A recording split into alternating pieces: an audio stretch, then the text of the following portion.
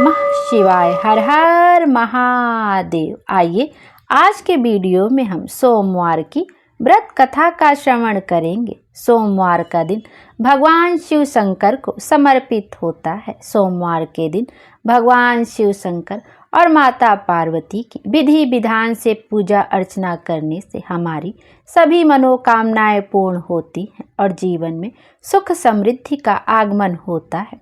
सोमवार का व्रत करने से अति उत्तम फल मिलता है। इससे समस्त मनोकामनाएं पूर्ण होती हैं।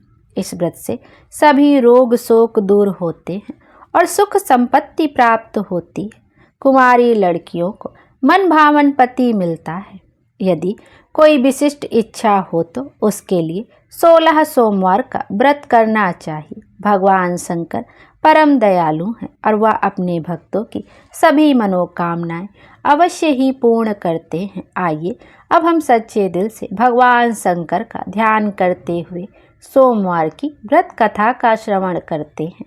सोमवार व्रत की पौराणिक कथा। ज्वालापुर नामक नगर में एक बहुत धनी साहूकार रहता था। उसके घर में धन की कोई कमी नहीं थी। उसे केवल एक दुख था कि उसके कोई पुत्र नहीं था। वह दिन रात यही चिंता करता रहता था।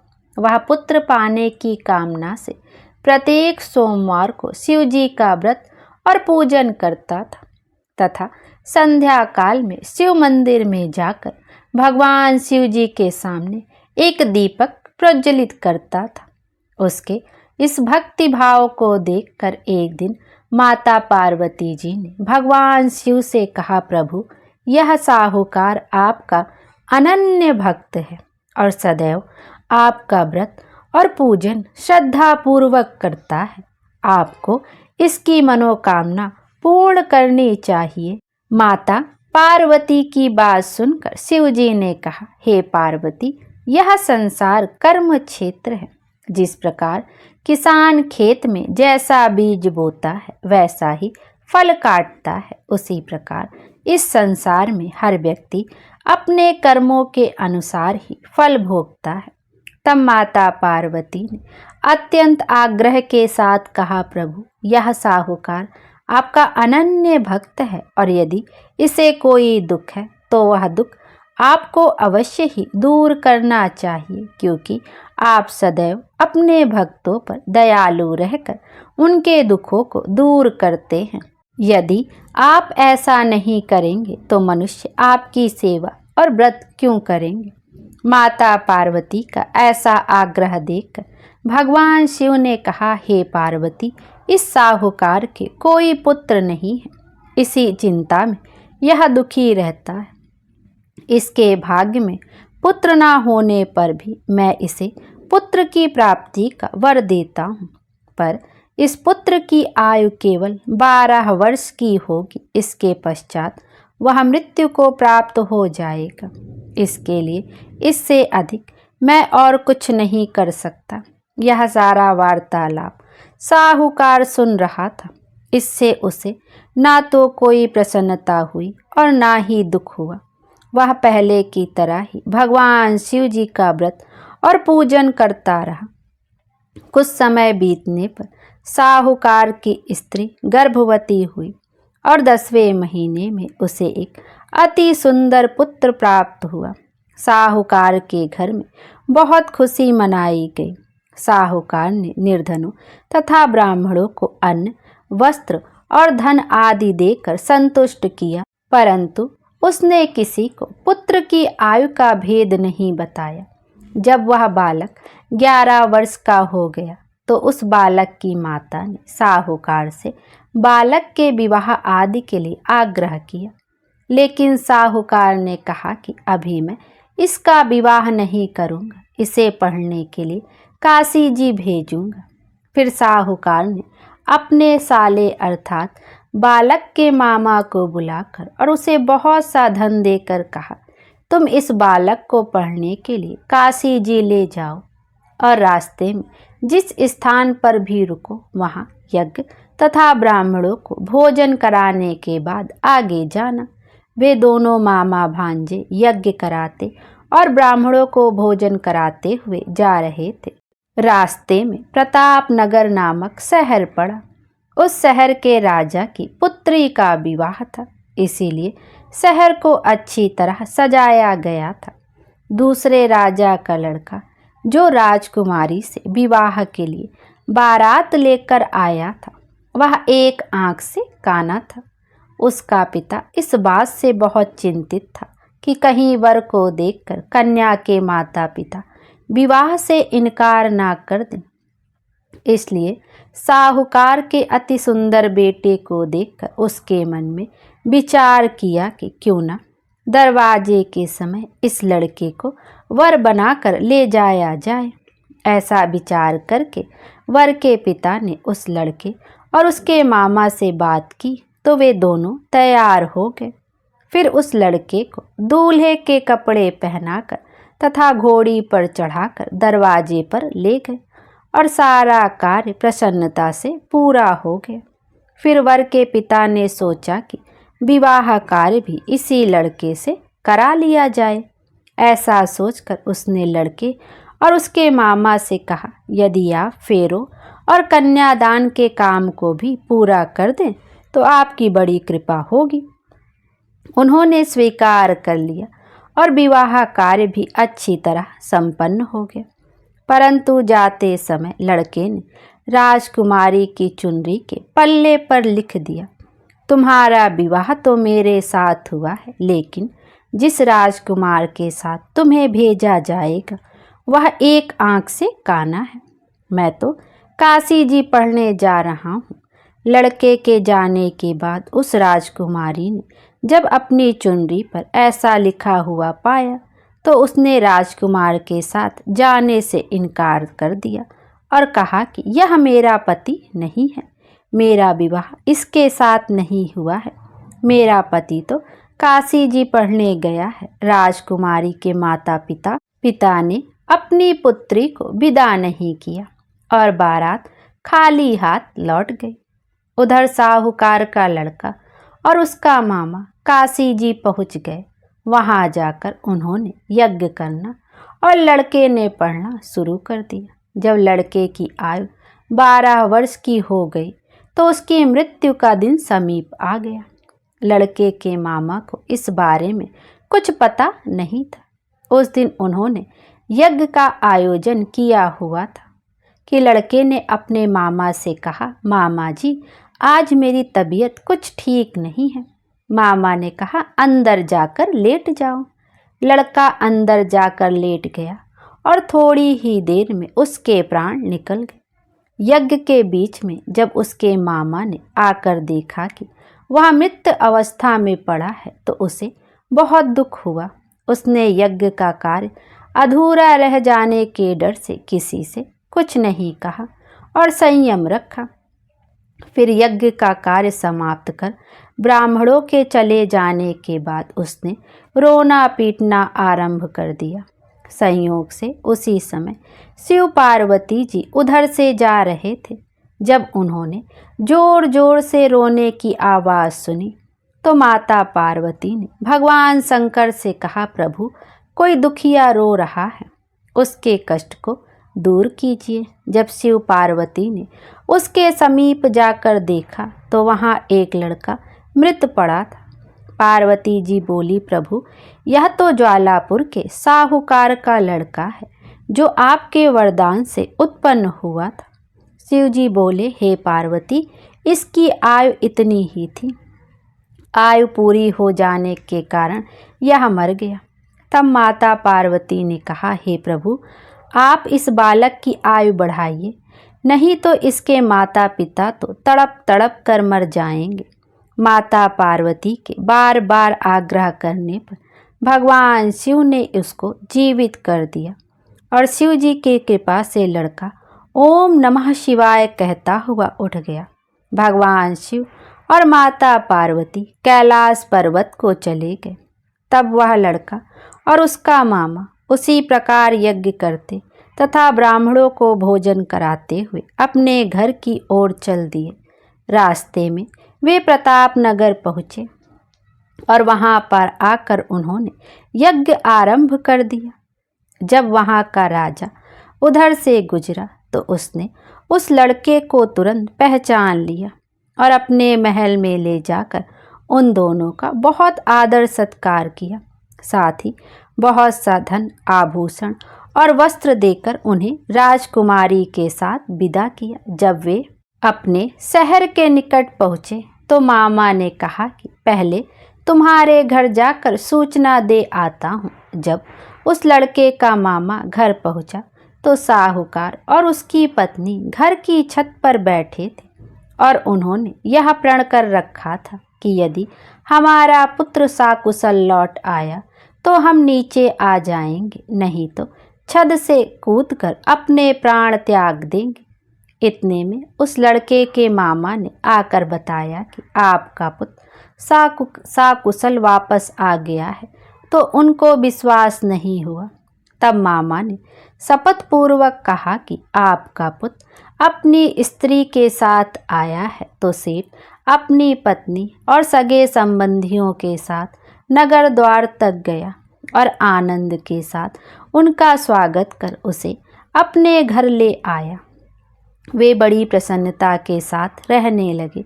इसी प्रकार जो व्यक्ति सोमवार का व्रत करके भगवान शंकर तथा माता पार्वती का पूजन करता है अथवा इस कथा को पढ़ता या सुनता है, उसके सारे दुख दूर होते हैं और उसकी समस्त मनोकामनाएं पूर्ण होती हैं।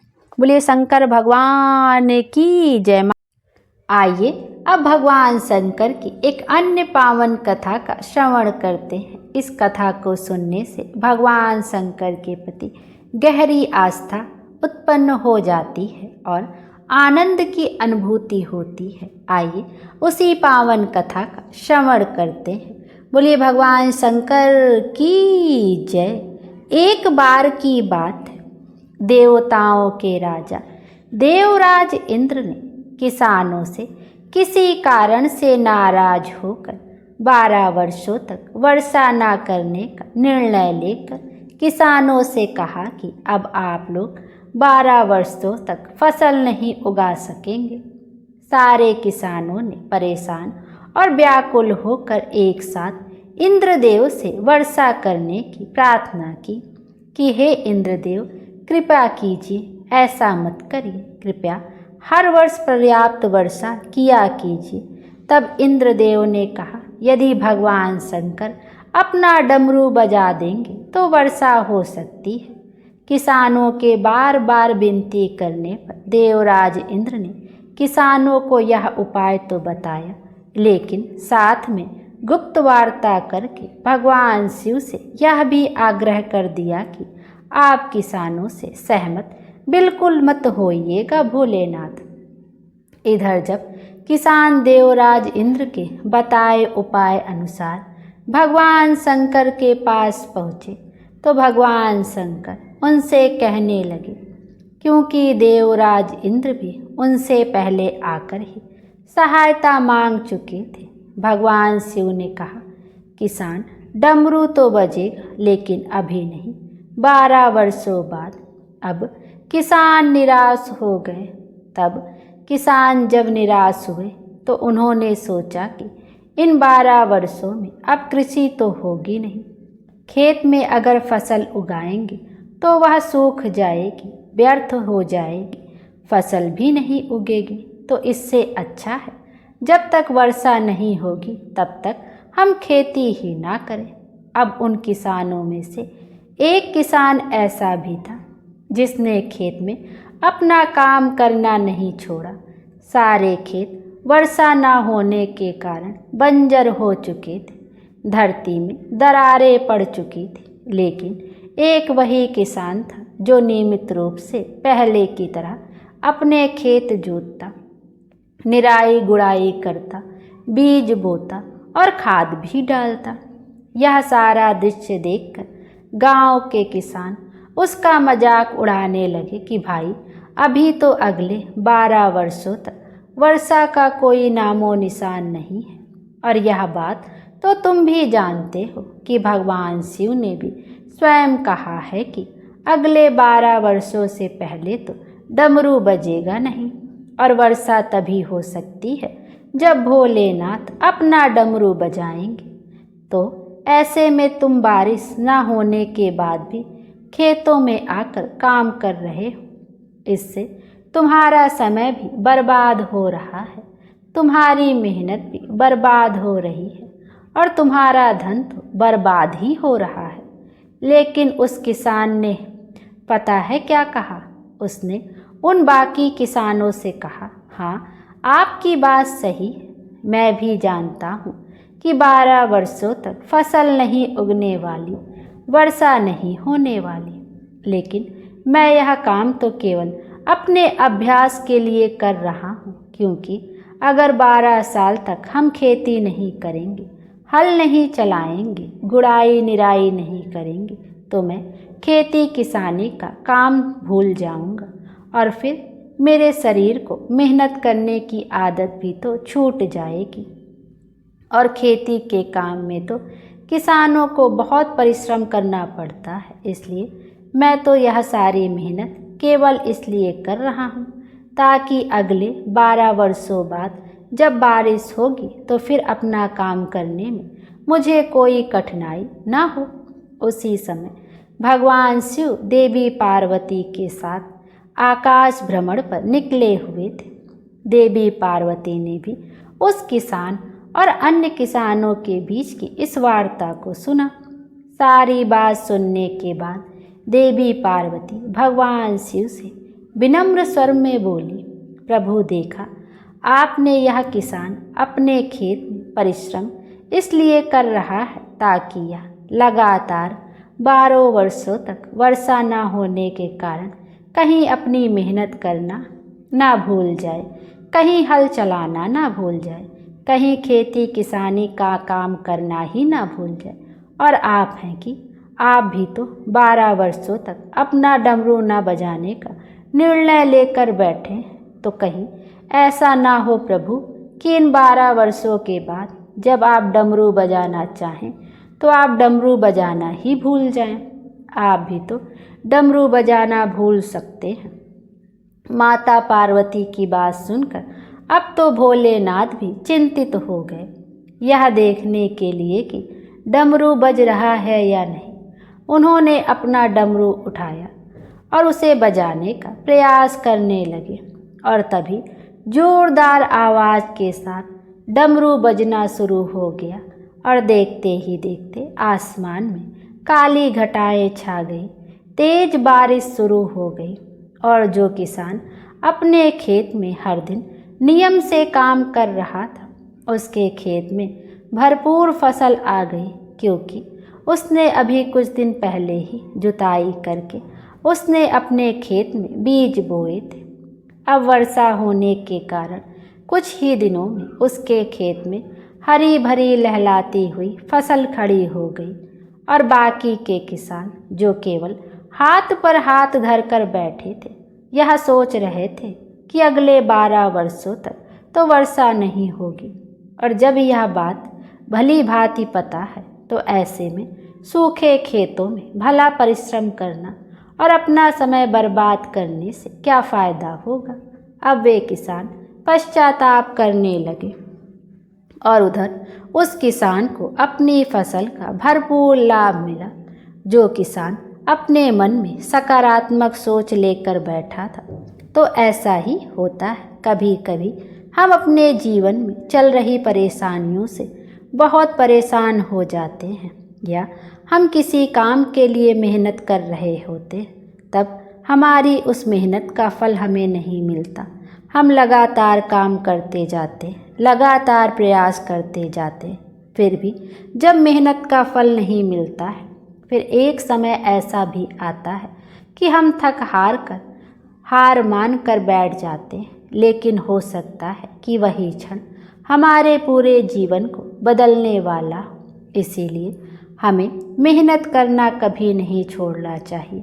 मेहनत का फल हमें मिलता ही मिलता है, तो हमेशा हमें अपनी सोच सकारात्मक बनाए रखनी चाहिए और जी जान से मेहनत करनी चाहिए। तभी कभी ना कभी हमें फल अवश्य मिलेगा। बोलिए भगवान शंकर की जय, माता पार्वती की जय। हर हर महादेव। आइए अब शिव चालीसा का भी श्रवण करते हैं। दोहा। जय गणेश गिरिजा सुवन, मंगल मूल सुजान, कहत अयोध्या दास तुम, देऊ अभय वरदान। चौपाई।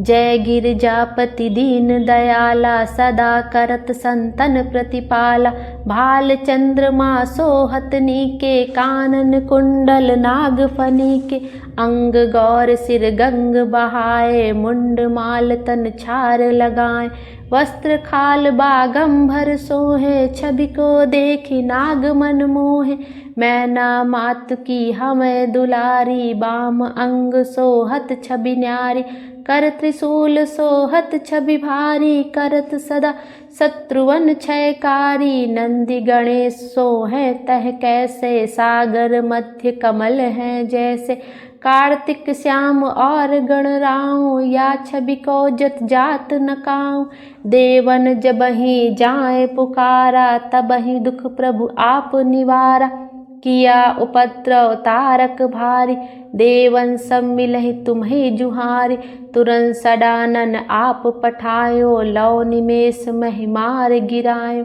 आप जलंधर असुर सहारा, सुयस तुम्हार विदित संसारा, त्रिपुरासुर सन युद्ध मचाई, सबहि कृपा करि लीन बचाई, किया तपहि भागीरथ भारी, पुरव प्रतिज्ञा तासु पुरारी, दानई मम तुम सम कोई नाही, सेवक स्तुति करत सदाहि, वेद नाम महिमा तब गाय, अकथ अनादि भेद नहीं पाए, प्रकटि उदधि मंथन में ज्वाला, जरत सुरासुर भये बिहाला, कीन दया तहि करी सहाय, नीलकंठ तब नाम कहाई, पूजन रामचंद्र जब कीन्हा, जीत के लंक विभीषण दीना, सहस कमल में हो रहे धारी, कीन परीक्षा तब ही त्रिपुरारी, एक कमल प्रभु राखें जोई, कमल नयन पूजन चहु सोई, कठिन भक्ति देखी प्रभु शंकर,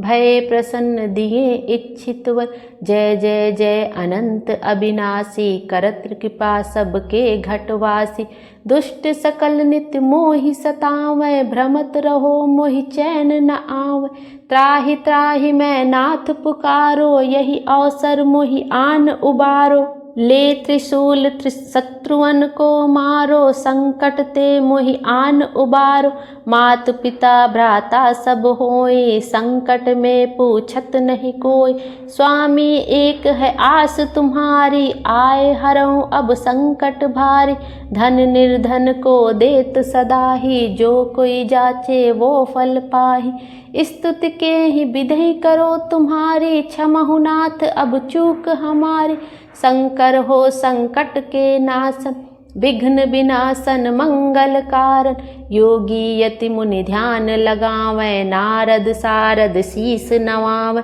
नमो नमो जय नमः शिवाय, सुर ब्रह्मादिक पार न पाए, जो यह पाठ करे मन लाई, तापर होत शंभु सहाय, ऋषियाँ जो कोई हो अधिकारी, पाठ करे सो पावन हारी, पुत्रहीन कर इच्छा जो, निश्चय शिव प्रसाद तेहि होय, पंडित त्रयोदशी को लावे, ध्यान पूर्वक होम करा, त्रयोदशी व्रत करें हमेशा, तन हिता के रहे कलेसा, धूप दीप नैवेद्य चढ़ावे, शंकर सम्मुख पाठ सुनावे, जन्म जन्म के पाप नसावे, अंत धाम शिवपुर में पावे, कहे अयोध्या आस तुम्हारी, जान सकल दुख हरहु हमारी।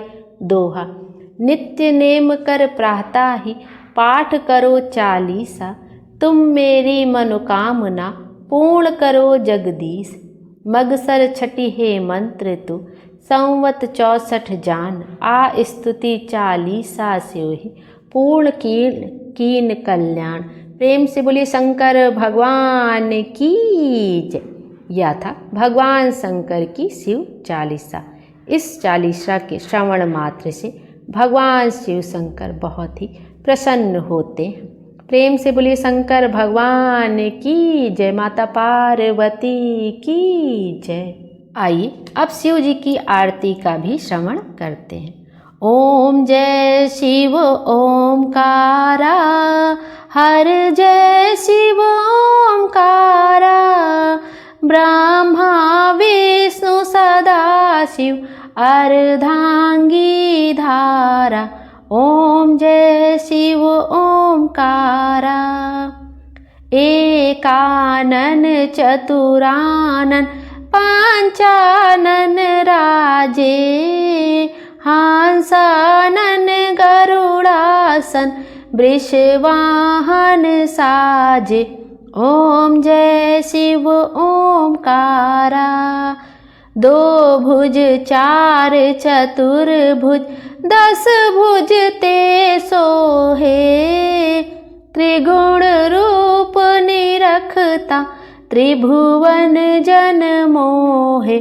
ओम जय शिव ओमकारा, अक्षमाला बनमाला मुंडमाला धारी, चंदन मृग मद सोहे भोले शुभकारी।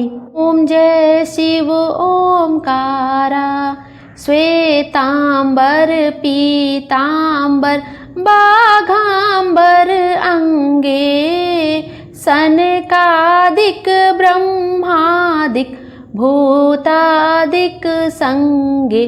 ओम जय शिव ओमकारा, कर के माध्य कमंडल चक्र त्रिशूल धरता, जग करता जग भरता जग संहार करता। ओम जय शिव ओमकारा, 64 योगिनी गावत नृत्य करत भैरव, बाजत ताल मृदंगा अरु बाजत डमरू।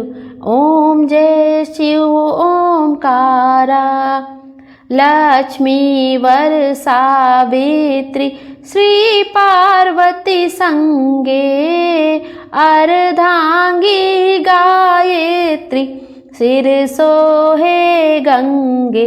ओम जय शिव ओमकारा, काशी में विश्वनाथ विराज नंदी ब्रह्मचारी, नितोठ भोग लगावे महिमा अति भारी।